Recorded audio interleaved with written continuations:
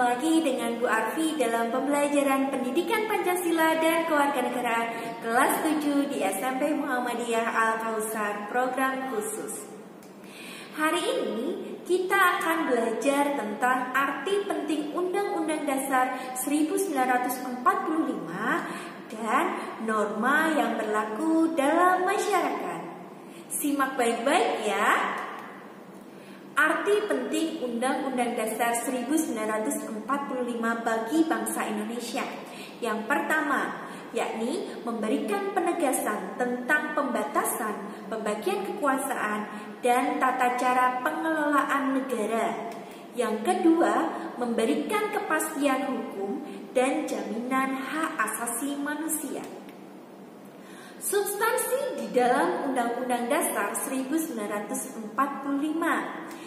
Undang-Undang Dasar Negara Republik Indonesia tahun 1945 terdiri dari pembukaan dan pasal-pasal, di mana di dalamnya termuat tujuan negara, lembaga negara, pembagian kekuasaan, hak asasi manusia, sistem pemerintahan, hubungan pusat dan daerah, prosedur penyelesaian pertikaian, pengawasan pejabat negara, dan perubahan konstitusi.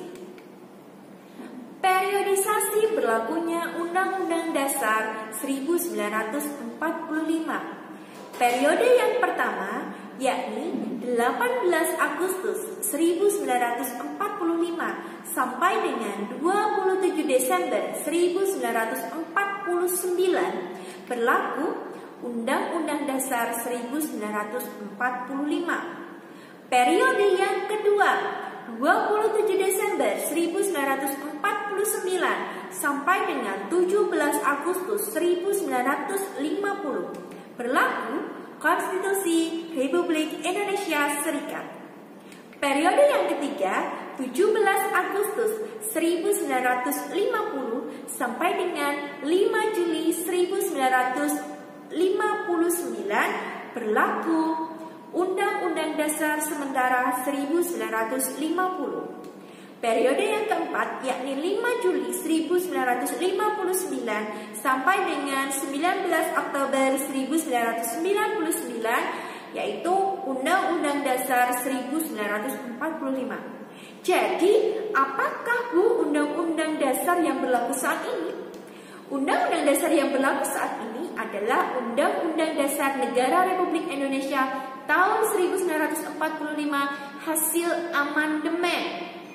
Nah, amandemen Undang-Undang Dasar 1945 sebanyak 4 kali, dimulai dari tahun 1999 sampai dengan tahun 2002. Perubahan dilakukan oleh MPR dalam sidang umum dan sidang tahunan.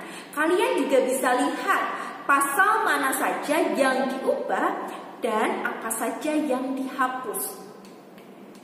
Kemudian silakan perhatikan tabel yang berada di layar kalian masing-masing. Ini adalah tabel perbandingan antara Undang-Undang Dasar sebelum diamandemen dan sesudah diamandemen. Kemudian Bu, dari penerapan Undang-Undang Dasar, periodisasinya yang sudah diamandemen, apa yang harus kita lakukan Bu? Yang harus kita lakukan yang pertama, harus tetap bersikap rendah hati, penuh toleransi. Kemudian mengutamakan musyawarah di setiap perbedaan dan permasalahan. Kemudian kalian juga harus bertanggung jawab pada setiap keputusan. Nah, dengan adanya tingkah laku kalian harus tetap bersumber pada aturan yang berlaku. Apapun yang kalian lakukan tidak boleh melanggar hak orang lain. Maka kita belajar norma. Nah, sebelum belajar norma, kalian harus tahu apa itu hakikat manusia. Hakikat manusia dimunculkan oleh seorang filsuf Yunani bernama Aristoteles.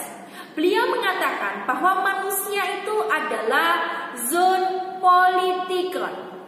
Nah, ada yang tahu apa itu zoonpolitikon? Perhatikan gambar di samping. Nah, manusia selalu hidup berkelompok atau bermasyarakat. Mereka tidak bisa lepas dari satu dan yang lainnya.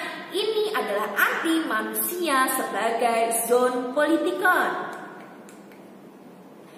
Kesimpulannya bahwa manusia pada hakikatnya tidak dapat hidup sendiri. Akan tetapi manusia merupakan bagian dari manusia lain yang hidup bersama-sama.